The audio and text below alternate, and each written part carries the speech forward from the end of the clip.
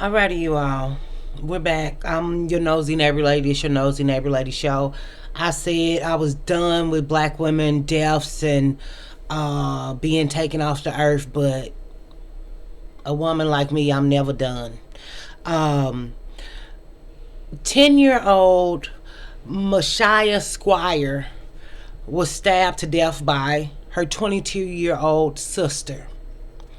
And this happened in Halifax County, Enfield, North Carolina.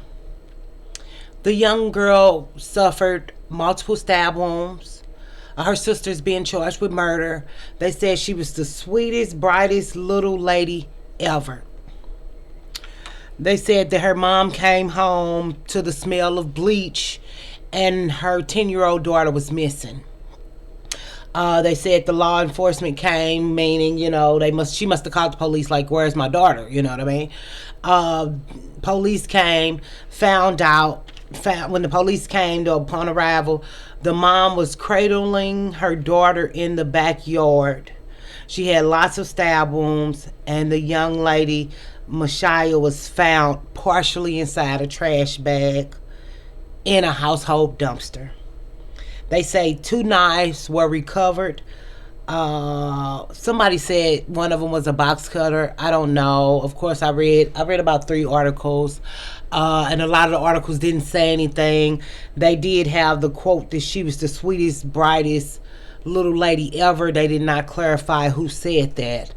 I imagine, of course, from the Nosy Neighbor Lady show and our black women hood over here, we want to send love and condolences and some type of monetary or financial help, because we know that she didn't have life insurance, and oftentimes as black people we don't plan for the worst. Our finances aren't always together, but they also said a vacuum. I'm gonna post a GoFundMe below this video. Hopefully y'all find it in y'all heart to donate something. $2, $20, $200. I do believe in giving. I do believe in helping, in a world that's, this is where we live in and this is where we at. But they said a vacuum and a disinfectant cleaner were taken as evidence. They say they don't know the motive. And it's sad and it's tragic, and I just want to bring awareness, because as black women and what we do with mental health and healing and black women dynamics with each other and within the black community, get these grown people out y'all house, because it's just given. This girl had a long of prior assaults in her history: assaulting a police officer, assaulting a boyfriend, cutting people with box cutters. This lady has a history of violence. We feel very bad for this mother for losing a daughter, but also I think black women should take this as a lesson too. The people you love will hurt you the most. This girl, jealousy or hatred or envy. We do know that sometimes older siblings don't like younger siblings because they're the baby, or they get more attention or more affection. But also, sometimes if a mother has a child when she's younger and one when she's older, she's also more stable in life and is able to provide that younger child with a better life. And it might have been jealousy or envy or hatred there. Now, I don't know this for sure. I'm just a ghettoologist, hoodologist, trapologist, went to a few colleges. But what could that little girl have done to her? But then we also think about another dynamic in the black community that we don't know for sure was the case was here, when older children are burdened with the caretaking of younger siblings. And mamas push their kids on the oldest daughter. Even women, you'll find women who don't have kids and they're like, I'm not having kids because I took care of all my brothers and sisters.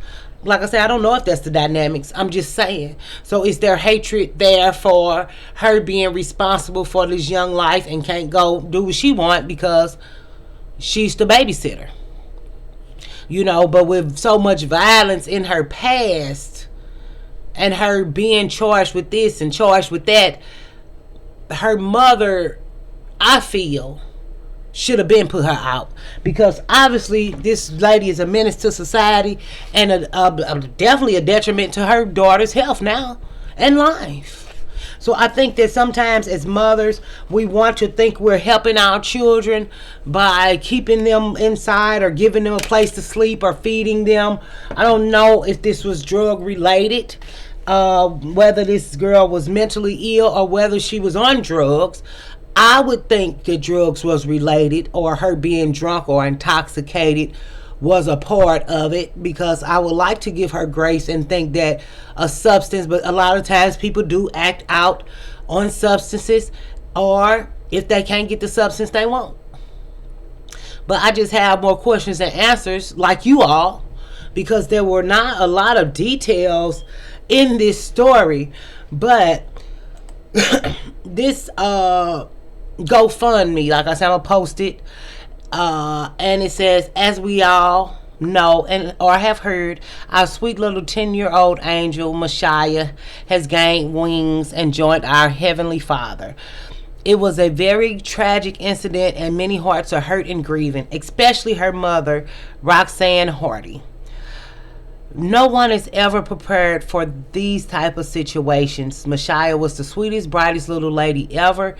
If you would please find it in your heart to donate to help the family with the expenses, please do. No donation is too small or too big.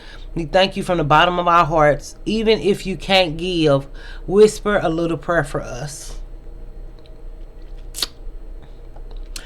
Brittany Rook organized that. I'm assuming she's a close family member, or cousin, or sister.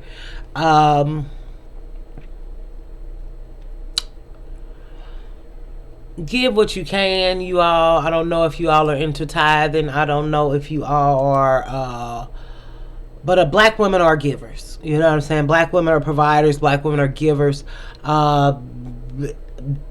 Stop giving all your money to men, and you can give it to bury this 10-year-old girl and this grieving mother and this grieving family. And just at the end of the day, the black community is a detriment to all black women. And that's just what it is. Whether it's your boyfriend, whether it's your brother, you know, we've seen so many cases over the past few years. Some I've covered. Of course, I couldn't cover them all. Even when we look at channels like Leah Gordon, Black Girl Unlost, and what Divested Z-Lot and her panel do, when we look at all these tragic stories over and over and over that break your heart, we have to keep in mind that it could be us. We have to stop disassociating ourselves from these situations and thinking, oh, they not that crazy. Or, oh, this would never happen to me.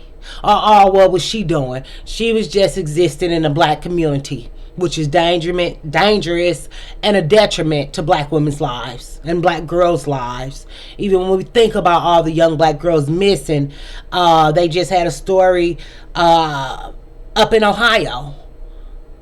Sex trafficking ring. You think they was taking other races of women and girls? No, they're taking our black girls and black daughters and nieces and cousins and sisters and co-workers and aunties and TTs and mothers. And black women look over these issues and have big, huge platforms but never want to speak about them.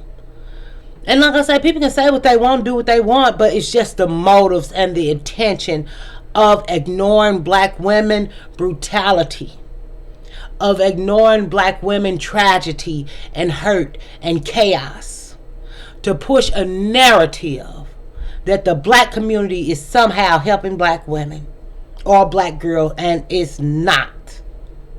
And it's disgusting and it's despicable, and it's the reason why I often fight with being here on this channel, because the things that black women value are trash, drama, trauma, and a shame, but they won't respect. So talk about respectability politics, girl.